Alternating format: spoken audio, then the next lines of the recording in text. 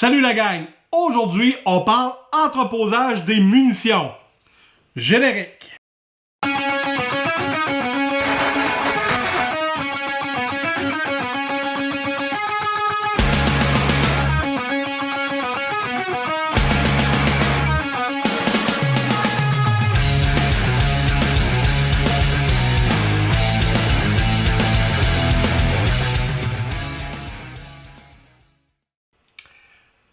Entreposage des munitions. J'ai décidé de vous faire une petite vidéo aujourd'hui sur comment entreposer vos munitions. Je tiens à préciser juste avant de commencer que je suis pas là pour vous dire quoi faire. Ça arrive souvent dans mes vidéos que je vous explique que je me prends pas pour un Joe connaissant dans le domaine du tir. Quand je vous montre des trucs, j'essaie de vous montrer comment que moi je les fais et c'est pas là pour vous convaincre de comment les faire. Donc, si dans ce que je vous présente, il y a des choses qui vous intéressent, il y a des choses que vous voulez faire, ben faites-les, ça va vous faire plaisir. Et si des choses que vous faites mieux, si vous des choses qui fonctionnent très bien pour vous, ben gardez ça comme ça, c'est bien parfait. Dans la description de vidéo, vous retrouverez les liens pour acheter les différents produits sur Amazon. Donc, vous suivez le lien et vous allez pouvoir avoir le produit, savoir combien que ça coûte, etc. Dans cette vidéo, je vais vous démontrer deux sortes de façons d'entreposer mes munitions que je me sers. Et je vais vous donner aussi quelques trucs comment faire là, pour que ça soit plus facile, soit des petits trucs pratico-pratiques là, sur le comment faire. Donc, c'est parti, on commence ça tout de suite. Première méthode que j'utilise pour entreposer mes munitions, c'est des boîtes un peu comme ça, des MTM Ammo Crate, qui sont fabriquées par la compagnie MTM, qui est une compagnie américaine.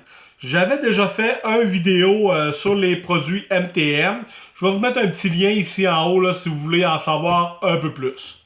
Genre, rentrerai pas dans les détails autant que dans la vidéo, donc je vous invite à aller le voir si jamais vous voulez en savoir plus.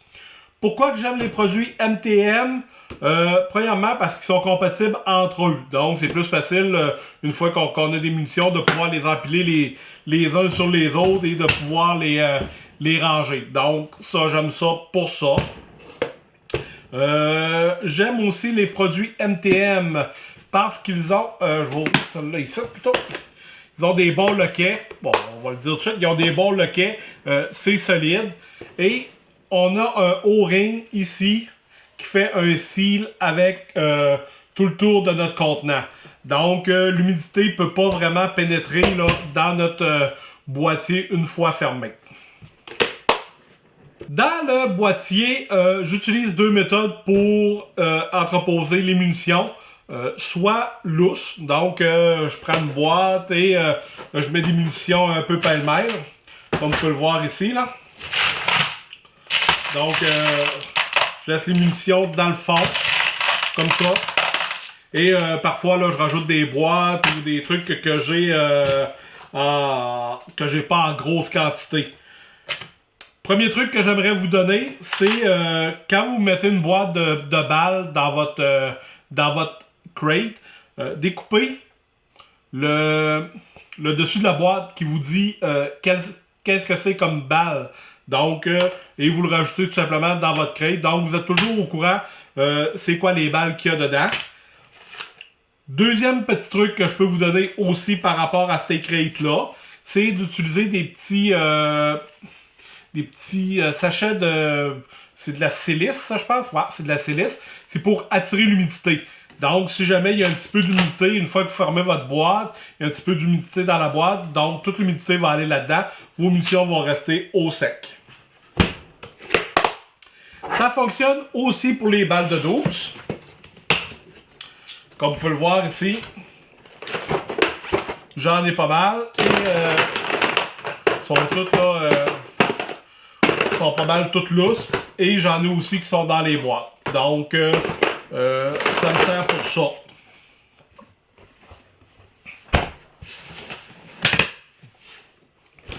Deuxième façon que j'aime utiliser ces boîtes-là, comme ici, j'ai une boîte qui contient du 9 mm. On va juste passer les boîtes de 22. Hop! La boîte de 9 mm. Donc, dans les 9 mm et le 223, il y a possibilité d'avoir d'autres petites boîtes à l'intérieur qui contiennent chacune une centaine de balles. Donc, ce que je trouve pratique de ça, ces petites boîtes-là, par exemple, c'est à faire attention, ils n'ont pas de seal. Donc, on ne peut pas se servir de ça pour les entreposer à long terme, à moins qu'ils soient dans une boîte où il y a un seal.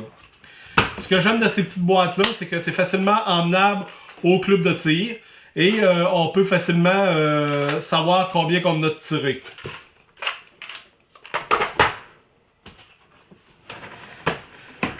Même chose ici pour le 223 et bien sûr quand que je vous disais de garder un petit morceau de la boîte pour mettre avec vos balles. Donc quand que je rouvre ce contenant-là, je sais que c'est ces balles-là, c'est des me semble que c'est des Winchester 223 Remington, donc le calibre, le nombre de grains, etc. Un petit truc que j'aime bien pour conserver mes munitions un peu plus à long terme, c'est l'utilisation d'un food saver. Donc, avec des sacs comme ça, on peut sceller sous vide nos munitions. On commence par mettre nos cartouches dans le sac. Ensuite, on met notre petit sachet de silice et aussi notre dessus de boîte de balles pour savoir exactement qu'est-ce qu'il y a là-dedans. Et après ça, on le scelle.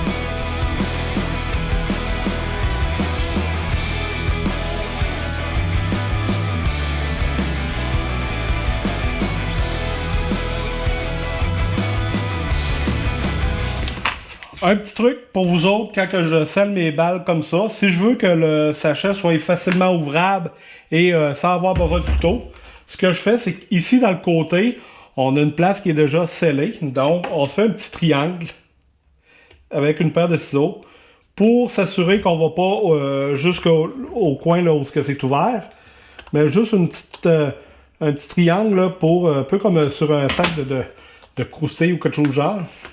Et après ça, il restera juste à tchouk. Je vais vous montrer. Ouais. Donc, en déchirant notre truc, on va avoir accès à nos cartouches. Une fois scellées comme ça, là, ça peut être entreposable un peu n'importe où parce qu'elles sont déjà à l'abri de l'humidité. Donc, ça pourrait même être enterré sous le sol. Il y a plusieurs personnes là, qui aiment ça, cacher des trucs un peu partout. Donc, ça pourrait être enterré. Peut-être, personnellement, pour enterrer, je donnerais un deuxième sac. Je mettrais un autre sac par-dessus, scellé aussi, pour lui donner une double épaisseur. Mais ça, c'est mon avis. C'est déjà l'heure de la conclusion. J'ai essayé de garder cette petite vidéo-là assez courte. Parce que je considère que vous n'êtes pas des nouveaux venus non plus dans le domaine du tir et tout ça. Donc, c'était question de vous donner des petits trucs. Si on répète les deux méthodes de fonctionnement pour les balles, on a la boîte MTM, pratique, facilement transportable et utilisable au club de tir. Et on a aussi avec la machine à sceller pour peut-être entreposer à plus long terme. Très important la gang, n'oubliez pas la vidéo de la semaine prochaine, donc dimanche le 13 mars.